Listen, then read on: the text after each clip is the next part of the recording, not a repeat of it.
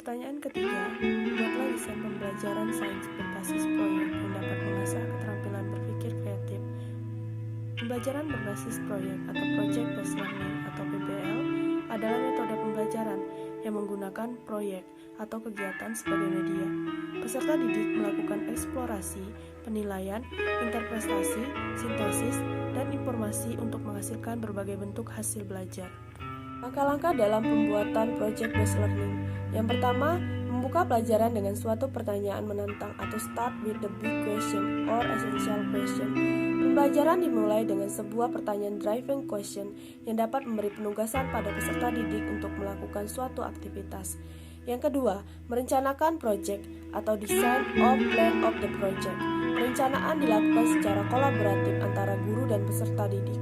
Dengan demikian, peserta didik diharapkan akan merasa memiliki atas proyek tersebut. Yang ketiga, menyusun jadwal aktivitas atau create a schedule. Guru dan peserta didik secara kolaboratif menyusun jadwal aktivitas dalam menyelesaikan proyek. Waktu penyelesaian proyek harus jelas dan peserta didik diberi arahan untuk mengelola waktu yang ada. Yang keempat, mengawasi jalannya proyek atau monitor the student of the progress of the project. Guru bertanggung jawab untuk melakukan monitor terhadap aktivitas peserta didik selama menyelesaikan proyek. Monitoring dilakukan dengan cara memfasilitasi peserta didik pada setiap prosesnya. Yang keempat, penilaian terhadap produk yang dihasilkan atau assess the outcome. Penilaian dilakukan untuk membantu guru dalam mengukur ketercapaian standar, berperan dalam mengevaluasi kemajuan masing-masing peserta didik, memberi umpan balik terhadap tingkat pemahaman yang sudah dicapai oleh peserta didik, serta membantu guru dalam menyusun strategi pembelajaran berikutnya. Dan yang terakhir, yang kelima, evaluasi, evaluate the experience. Pada akhir proses pembelajaran, guru dan peserta didik melakukan refleksi terhadap aktivitas dan hasil proyek yang sudah dijalankan. Proses refleksi dilakukan baik secara individu maupun kelompok. Pada tahap ini, peserta didik diminta untuk mengungkapkan perasaan dan pengalamannya selama menyelesaikan proyek.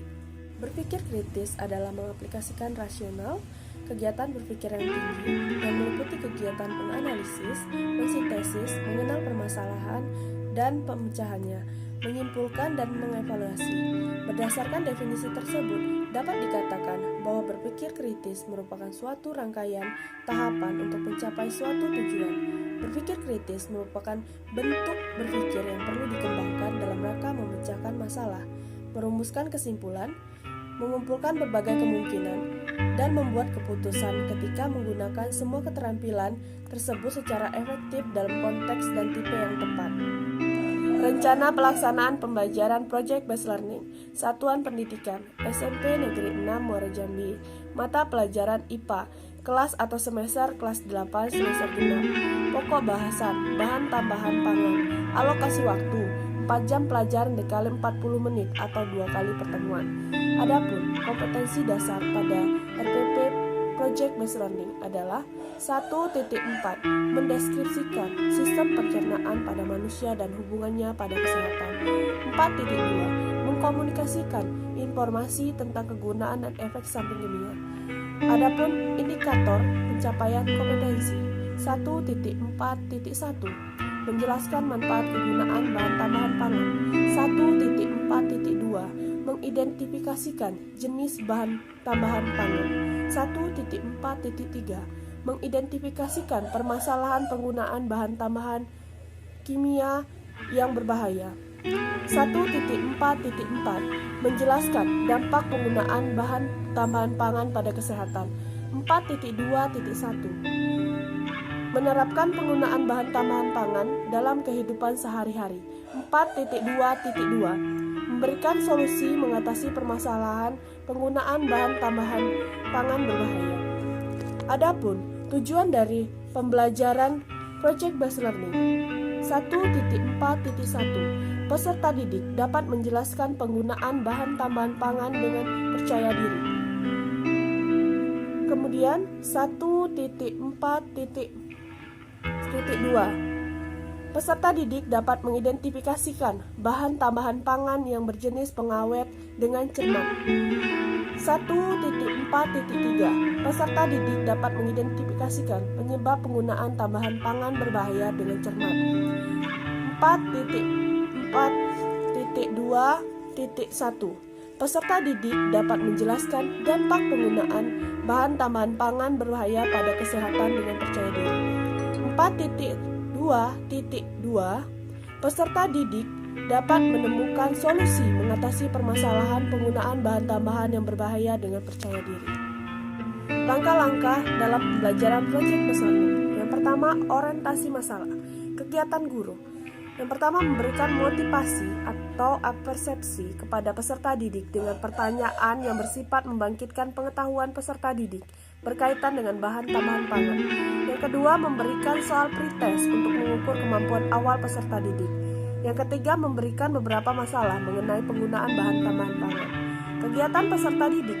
Yang pertama, mengungkapkan pengetahuan awal mengenai penggunaan bahan tambahan pangan dan menjawab pertanyaan guru.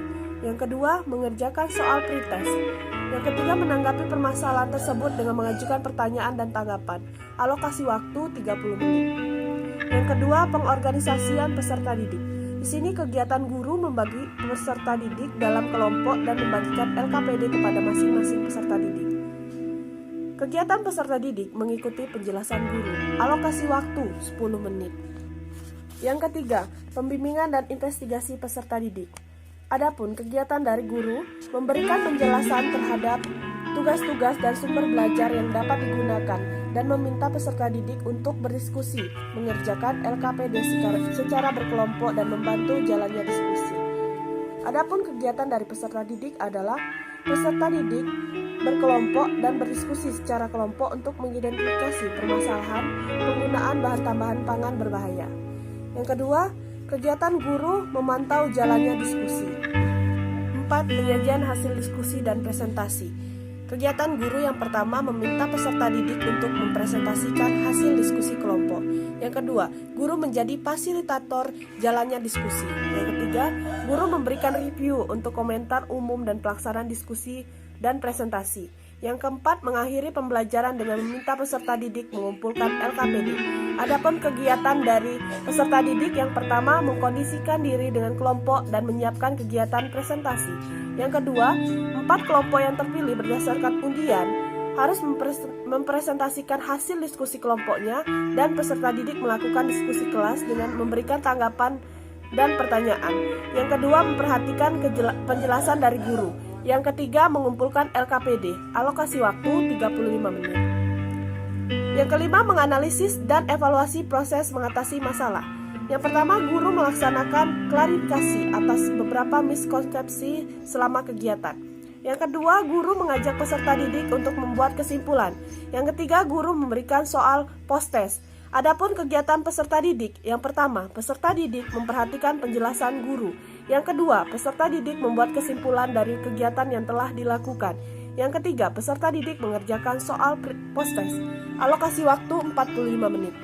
Penilaian hasil belajar. Yang pertama, teknik penilaian, yaitu ada pretest dan post-test. Tes pilihan ganda, bentuk instrumen pilihan ganda. Yang kedua, penilaian kognitif dan dari LKPD. Yang ketiga, lampiran analisis kemampuan berpikir kritis.